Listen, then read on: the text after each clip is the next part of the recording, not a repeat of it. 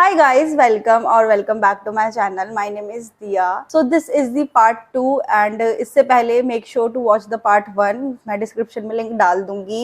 इस वाले पार्ट में भी हमने बहुत सारे क्वेश्चन कवर करे हैं, जैसे कि उनके हिसाब से ऑनलाइन स्टडी ज़्यादा अच्छी थी या ऑफलाइन, और उनकी क्या स्ट्रेटजीज थी, उनका टेस्ट को देने का क्या तरीका था, और उनकी कुछ गाइडेंस नीट 2024 वाले स्टूडेंट्स के लिए, और बहुत कुछ. So please make sure to watch the full video. And आप चाहते भी हो कि ज्यादा टाइम वेस्ट ना हो तो प्लीज 2x में देख लेना, because this video is so informative for the NEET students. एंड एक चीज और, गौरव का एक यूट्यूब चैनल भी है, तो आप उसको भी सब्सक्राइब कर लीजिए. नीतिका का यूट्यूब चैनल तो नहीं है, but she is on Instagram, तो और आपको कुछ पूछना है उनसे तो आप उसको इंस्टा पे भी मैसेज कर सकते हो. प्लीज मेरे इंस्टाग्राम को भी फॉलो कर लेना, थोड़ी सी मुझे भी खुशी होगी. So yeah, that's it and enjoy the video. Bye.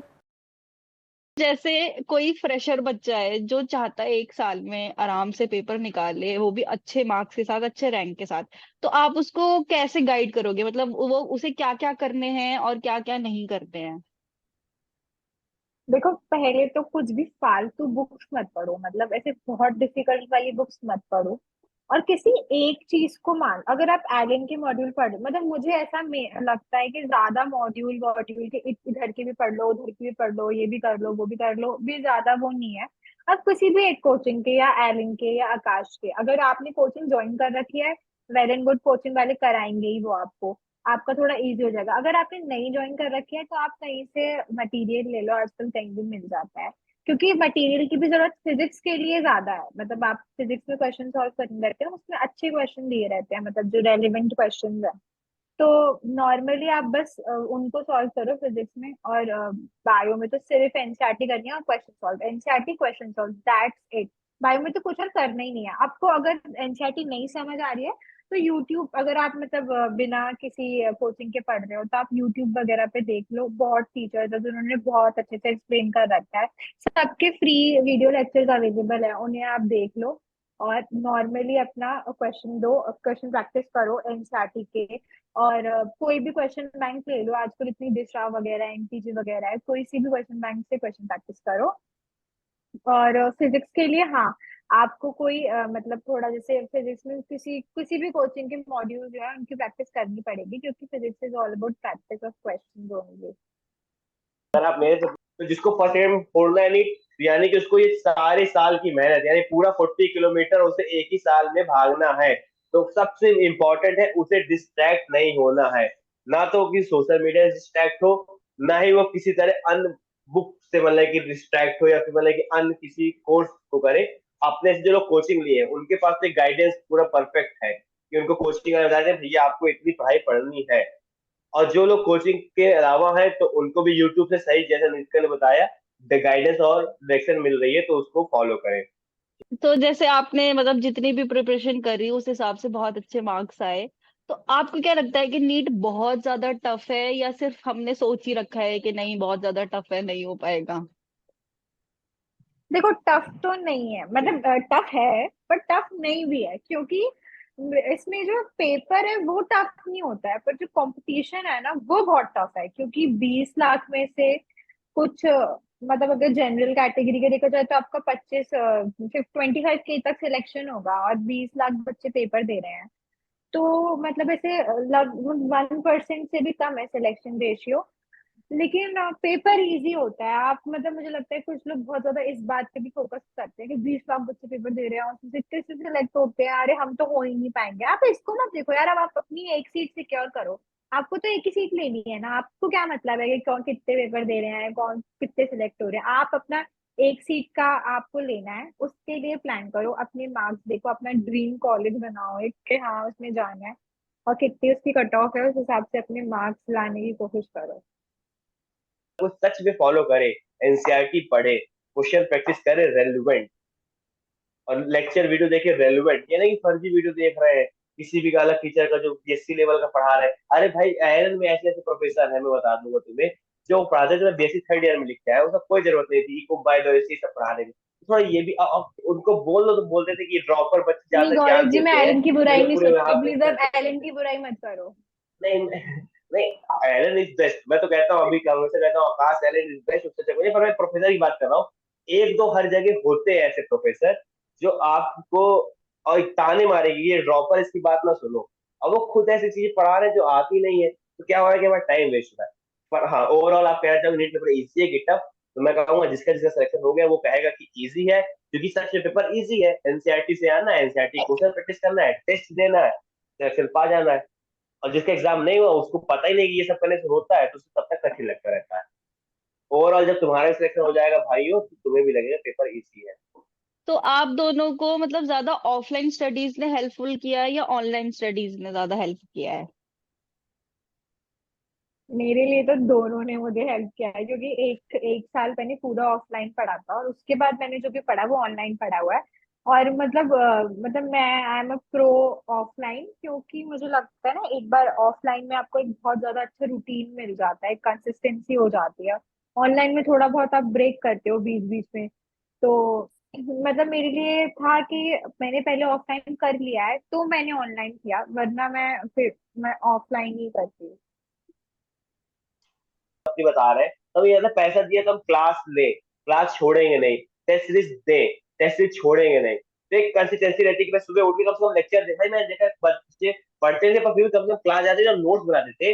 वो सच में उनका बहुत कमजोर थे पढ़ाई में, कम पढ़ाई करते थे, पर फिर भी उनके टेस्ट में 350 नंबर आते थे, क्योंकि वो क्लास में कम से कम बैठ के कुछ सुन तो लेते थे। ठीक। और ऑनलाइन में क्या है, वही बच्चा अगर ऑनलाइन में आप पढ़ने को बोल दो तो भाई सच में बैठ के वो लेक्चर नहीं देखेगा उतनी सीरियसली। तो ऑनलाइन ऑफलाइन में यही कि ऑनलाइन उसके लिए बेस्ट है जो भाई मेहनत करना जानता है, वो अपना टाइम दे सकता है कि मैं ऑनलाइन कंसिस्टेंसी बैठूंगा, आज मेरा लेक्चर है तो मैं लेक्चर कंप्लीट करूंगा। और उसके बाद टेस्ट अगर 7 तारीख को है तो मैं 7 तारीख को टेस्ट दूंगा। क्योंकि ऑफलाइन के टेस्ट में तो आपके घर में मैसेज पहुंच जाएगा कि आपके बेटे ने टेस्ट नहीं दिया, घर में सवाल जाएंगे कि भाई क्यों नहीं टेस्ट दिया। ऑनलाइन में घर में कोई पूछने वाला नहीं है, तो आप या तो अपने किसी गाइड घर में मम्मी पापा को बोल दो कि आप देखो मेरे टेस्ट का स्कोर पूछ रहा था, मिस कहता था कि तुम्हें हर संडे को मेरे टेस्ट का स्कोर पूछना ही कि बेटा टेस्ट में कितने मार्क्स आए। उसके बाद की बात है, पर टेस्ट में पूछना जरूरी है, क्योंकि कई बार मैं भी आलस खाया था पर मम्मी पूछती थी, उस डर से मुझे ऑनलाइन में टेस्ट देने में सहयोग होता था। ये कहूंगा ऑनलाइन में बस इतना ही है कि ऑफलाइन में कंसिस्टेंसी ज्यादा होती है, ऑनलाइन सस्ता समझ के आदमी कई बार इग्नोर भी कर देता है। ऑनलाइन सिलेक्शन करवाएगा, तो जिसका सिलेक्शन होना है वो ऑनलाइन को ऑब्वियसली सीरियस लेगा, और जिसका नहीं होना वो ऑफलाइन में भी जाके भसड़ मचाएगा। आप दोनों ने ही आज तक अपना एक भी टेस्ट नहीं छोड़ा है। हाँ नितिका, अगर अगर टेस्ट दिया होता लगातार, छोड़ा नहीं होता, तो पहले अटेम्प्ट पे सिलेक्शन हो गया होता जैसा बताया। तो हाँ, मैं जब फर्स्ट अटेम्प्ट में 11th 12th में था तो पढ़ाई तो बहुत करता था, बट मेरी गलती तब ये थी कि मैंने टेस्ट नहीं दिए जो कि नीट ओरिएंटेड थे। उसके बाद सेकंड ड्रॉप में मैंने कोरोना काल के बाद जब हुआ था तो ऑनलाइन प्रिपरेशन की थी, पूरा एकदम बैच लिया था देखिए, तो लगभग लगभग सब टेस्ट दिए थे, लगभग लगभग। और मेरे उसके स्कोर एक अपनी उसमें रफ कॉपी के पीछे लिखता भी था कितना स्कोर बना, कितनी रैंक बनी, मेरे पास आज भी वो है। तो क्या हुआ, जब मैंने सेकंड ड्रॉप लिया, सेकंड ड्रॉप से मैं रैंक कंपेयर कर रहा था बेटा, उस वक्त मेरे फर्स्ट टेस्ट में फॉर एग्जाम्पल 450 नंबर आए थे, लेकिन फाइनल एग्जाम में क्या हुआ, मेरे आ गए 555, यानी 100 नंबर का प्रेशर हुआ। तो अभी भी डिमोटिवेट ना हो, 550 नंबर तक हो सकता है 650 आ जाए। इस तरह करके मैं रफ नोट बनाता था। और लगभग हाँ, मैं 90% टेस्ट देता था, और लास्ट जिसमें मेरा सिलेक्शन हुआ वो मैं 50% क्रेडिट देता हूँ कि टेस्ट टेस्ट टेस्ट पे हुआ। जरूरी है। मैंने मोस्ट प्रोबेबली सारे ही टेस्ट दिए थे, अपने बहुत ही कम टेस्ट थे जो मैं छोड़ देती थी। और मैं कभी ये नहीं सोच मतलब कोई सा भी टेस्ट जो मैंने छोड़ा है वो इसलिए नहीं छोड़ा है कि मैंने सोचा कि मेरी इसमें प्रिपरेशन नहीं है या ऐसा कुछ। प्रिपरेशन मुझे लगता है ना कभी पूरी नहीं होती है। तो आप ये मत सोचो कि एक दिन सिलेबस कंप्लीट हो जाएगा उसके बाद मैं टेस्ट देना शुरू करूंगी, या फिर एक दिन ये वाला पार्ट 11th कंप्लीट हो जाएगा तब टेस्ट देना शुरू करूंगी, 12th का पोर्शन कंप्लीट हो जाए तब टेस्ट देना शुरू करूंगी। नहीं, टेस्ट दो। आपको आता है आपको नहीं आता है, जितना आता है कुछ भी नहीं आता है, टेस्ट जरूर दो, क्योंकि टेस्ट से आपको पता चलता है आप कितने गड्ढे में हो, कितने पानी में हो आप। तो टेस्ट देना बहुत जरूरी है, और जितने टेस्ट दे पाओ ना, मिस मत करो टेस्ट। इस रीजन से तो स्पेशली मिस मत करो कि मेरा सिलेबस कंप्लीट नहीं हो पाया या मेरा इस पार्ट का ये रह गया है, इस रीजन से तो मिस करो, हाँ मिस मत करो। लेकिन हाँ मतलब जैसे अगर कोई आपको कोई प्रॉब्लम है या फिर कुछ भी हेल्थ इशू वगैरह हो गया किसी दिन और वो टेस्ट है, तो फिर आप वो तो अनअवॉइडेबल है ना। मेरे ऐसे जितने भी टेस्ट में छोड़ती थी तो वो कुछ ऐसे होते थे कि मेरे को तबीयत ठीक नहीं है या कुछ ऐसा है, इस वजह से टेस्ट छूटे हैं, वरना मोस्टली मैंने सारे टेस्ट दिए हैं आपने। मेरे जब मैं कोटा गया था तो फर्स्ट टेस्ट में इस साल 360 मार्क्स आए थे 720 में। भाई ठीक है, बनता है, फिर उसके और मेहनत की और पढ़ाई की, तो मैं टेस्ट कभी इस रीजन से नहीं छोड़ा कि मेरा मतलब कि सिलेबस कंप्लीट नहीं हो, टेस्ट हमेशा दो। कई बार तो ऐसा होता था कि कोई टेस्ट सीरीज ऐसी दे रहा हूँ मैं जो बिल्कुल अलग चल रही है, मैं अलग सिलेबस पढ़ाई कर रहा हूँ, ठीक है, 3 4 टेस्ट देता था, पर फिर मैं जाके देता था, क्या होगा वहां पे, गलत होगा, वो क्वेश्चन अभी गलत होगा। अब जब उस चैप्टर को मैं पढ़ूंगा तो मेरे को याद आएगा, भाई उस कोचिंग में मैंने उस टेस्ट में वो क्वेश्चन गलत किया था। तो वो मेरे को, भाई उस टेस्ट से थोड़ा हमें सिलेक्शन मिल रहा है, नंबर मिल रहा है, कोई वाह मिल रही है, टेस्ट में नंबर कम आएंगे, तो क्वेश्चन आप नोट कर लो, और क्वेश्चन को नोट जरूर करना, या माइंड में नोट कर लो कि भाई ये क्वेश्चन गलत हो रहा है, और फिर अगर वो क्वेश्चन बार बार गलत हो रहा है तो उस टॉपिक को एक बार निपटा ही दो, फ्री टाइम बैठे 15 मिनट वो क्वेश्चन निपटा दो कि बार बार गलत हो रहा है, तो आप जब दोबारा हाँ, पढ़ोगे उसको मैं तो क्वेश्चन आपको याद आता है। इस बात को मैं सिलेबस और कंप्लीट एम्फिसाइज करोगे। करूंगी कि टेस्ट देने के साथ साथ, टेस्ट देने से मुझे लगता है ज्यादा इम्पोर्टेंट है उसे एनालाइज करना, क्योंकि अगर आपने टेस्ट दे एनालिसिस के उसे करना। एनालाइज नहीं किया ना, तो वो टेस्ट बेकार है, बर्बाद है वो टेस्ट, अगर आपने उसे एनालाइज नहीं किया। आके एनालाइज तो जरूर करो, जरूर देखो कि तुम्हारी गलतियां क्या थी, और उससे जरूर उसको, उसका जो भी तरीका है, जो भी मतलब अगर कोई सोल्यूशन है उसका देखो जरूर, ताकि आप उसे इम्प्रूव कर सको। क्योंकि अगर आपने टेस्ट एनालाइज नहीं किया तो वो एक टेस्ट आपका बर्बाद है, वो उसका कुछ मतलब ही नहीं रह जाएगा अगर एनालाइज नहीं करते हो तो आप। नोट्स बना के पढ़ते थे। हाँ, नोट्स तो बनाने पड़ते हैं, मतलब आप खुद के नोट्स होने चाहिए। बहुत बच्चे सोचते हैं कि हम जैसे ऑफलाइन में तो बच्चे बनाते हैं नोट्स, मैंने देखा है ऑनलाइन में बच्चे क्या सोचते हैं ना कि ये जो बाद में जो पीडीएफ आएंगे उसे डाउनलोड कर लेंगे, सर ने तो लिखा ही है ना उससे पढ़ लेंगे, बाद में उससे रिवीजन कर लेंगे। पर मुझे लगता है नहीं, ऐसे नहीं करना चाहिए।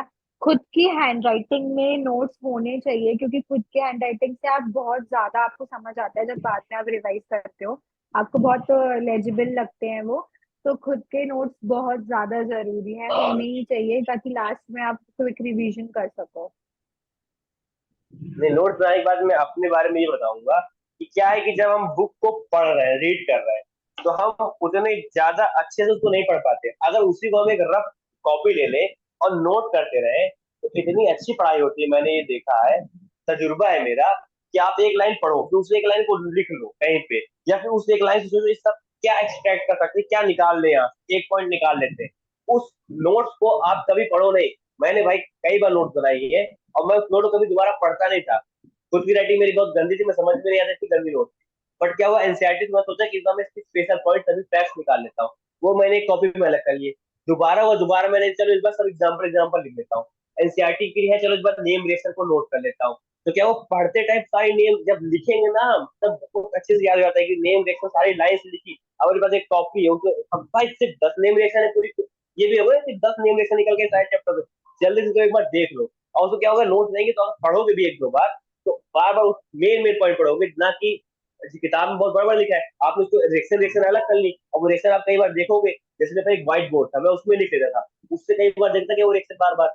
तो एक जैसा, तो दो फायदा है नोट बनाने के। पहला, जिस टाइम आप रीड कर रहे हो आप दूसरे थॉट में जा सकते हो, कि पढ़ रहे हो बायोलॉजी और सोच रहे हो कि वॉर मूवी चल रही है, बट आप नोट्स बनाते रहोगे तो आप उसी में पूरा एंगेज रहोगे। ये काम बहुत मेहनत का है नोट्स बनाना, बट क्या है कि आपको मेहनत करनी पड़ेगी, आप एंगेज रहोगे और आपको एक खुद लगे कि भाई 1 घंटा मैंने बहुत अच्छे से पढ़ा है, मैंने नोट्स लिखते लिखते पढ़ा है। मैं और बनाता था पर मैंने उसको एक दोबारा और पढ़ता नहीं चीज था। नोटिस करी है बच्चों में, स्टूडेंट्स में क्या रहता है ना, वो लोग कुछ बच्चों का जिनका स्कोर इम्प्रूव नहीं हो रहा है, वो स्टक है कहीं पे, उनके लिए मैंने देखा है कि वो लोग का क्या प्रॉब्लम होता है। वो कहते हैं कि हमने पढ़ा, और जब हमारा फर्स्ट टेस्ट हुआ उसमें हमारे मार्क्स भी अच्छे आए, लेकिन फिर वही जब पोर्शन, मतलब जो दूसरा टेस्ट हुआ और वो बैक पोर्शन की तरह आया वो, तो उसमें उनके टेस्ट में मार्क्स अच्छे नहीं आ रहा है। तो मुझे लगता है इसका सोल्यूशन ये है कि आप कोई हैंडबुक, जैसे एरिन में हम लोग को हैंडबुक्स मिलती थी, तो आप, अगर आपके पास वो अवेलेबल है तो उन्हें यूज कर लो, और नहीं अगर अवेलेबल है तो आप अपनी ये फॉर्मूला शीट्स वगैरह जरूर बनाओ, मतलब एक एक पेज के नोट्स जरूर बनाओ। जैसे एक चैप्टर का एक पेज का नोट होना चाहिए, मतलब एक तो नोट्स हो गए जो नॉर्मल नोट्स हैं, मतलब जो 5 6 पेजेस में होते हैं, लेकिन एक ऐसे वाले क्विक वाले नोट्स होने चाहिए आपके पास जो एक पेज में कंसाइज्ड है, ताकि जब टेस्ट है, जैसे आपका संडे को टेस्ट है, तो सैटरडे को आप बस वो एक एक पेज के नोट्स उनमें बस उनके पेपर पलट लो, ताकि एक बार क्विक रिवीजन हो जाए आपका। उससे फिर आपको बहुत फायदा मिलेगा कि आपको स्कोर बूस्ट जरूर होगा अगर आप स्टक हो किसी पर्टिकुलर स्कोर पे, कि मेरे 400 में ही आ रहे हैं, मेरे 500 में ही आ रहा है। तो ये हैंडबुक वगैरह जरूर बनानी चाहिए आपको, ताकि आप क्विक रिवीजन कर सको। क्विक रिवीजन, रिवीजन ही से होता है, आता सबको है, बस अगर रिवाइज नहीं करा है तो वो आप उसका क्वेश्चन नहीं बना पाओगे पेपर में। तो ये हैंडबुक वाला चीज बहुत अच्छी लगी थी मुझे कि इसको जरूर करना चाहिए। और आपको मैं दिया बताना चाह रहा हूँ कि टेस्ट के नोट बनाने बहुत जरूरी है। जैसे आप टेस्ट दे के आए हो, कोई क्वेश्चन बार बार गलत हो रहा है, जैसे कोई एक नया आपने कंसेप्ट सीखा, तो एक किताब ऐसी बना लो जिसमें आप टेस्ट का एनालिसिस करके उसके नोट्स रख रही हो। हाँ, और मिस्टेक दूसरी चीज, नोटबुक। तो मतलब बायोलॉजी और फिजिक्स केमिस्ट्री के नोट्स किस तरीके से बनाने हैं? देखिए दिया क्या है कि पहले तो हम लेक्चर देखते हैं। तो क्या होता है कि लेक्चर का, जैसे जिसका बता रही थी कि पीडीएफ मिल जाता है हमको, तो कई बार होता है, जरूरी नहीं है कि आप लेक्चर का पूरे नोट बनाने लगो। आप उसको स्पीड टू में कुछ जो भी देखने की आदत होती है, तो उसमें सर लोग अगर कोई क्वेश्चन करवा रहे हैं तो उस क्वेश्चन को वहां पे सॉल्व करो अपने आप। मतलब उसमें सर कहते हैं पॉज करके सॉल्व करो, वो सॉल्व करना जरूरी है, पहली बात। दूसरी, उसकी नोट चलो आप पीडीएफ से पढ़ लेते हो। जब मैं नोट्स की बात कर रहा हूँ, फॉर एग्जाम्पल बायो में अगर आपको नोट्स बनानी है, तो बायो में बहुत लोग क्या करते हैं कि बायो की बुक में साइड में दो चार ऐसे ही टॉपिक होते हैं जो कई बार आ रहे होते हैं, फ्रिक्वेंटली क्वेश्चन में आ रहे होते हैं, या फिर आप टेस्ट में गलत कर रहे होते हो, तो उसको हाईलाइट कर दो कि भाई यहाँ से हाईलाइट कर लो। जैसे आपने मान लीजिए आपको कोई चीज दी है, एनसीईआरटी में एक पैराग्राफ की फॉर्म में दी है, आप बगल में छोटा सा एक फ्लो चार्ट बना लो उसी का, बायोलॉजी का। केमिस्ट्री में क्या है कि आपको रिएक्शन बार बार अलग करनी है, कि आपने नेम रिएक्शन एक बार अलग कर ली, एक बार आपने सारी मेथड ऑफ प्रिपरेशन अलग कर ली, एक बार ये अलग कर लिया। और फिजिकल केमिस्ट्री प्लस फिजिक्स में क्या है, आपको फॉर्मूला सीख बनाना जरूरी है, क्योंकि जो फिजिक्स में और फिजिकल केमिस्ट्री में क्वेश्चन आ रहे हैं वो ज्यादा फॉर्मूला बेस्ड आ रहे हैं। तो इसलिए आप उनकी फॉर्मूला सीख और शॉर्ट को वैसी बना सकती है। तो ये मैं कहना चाहूंगा।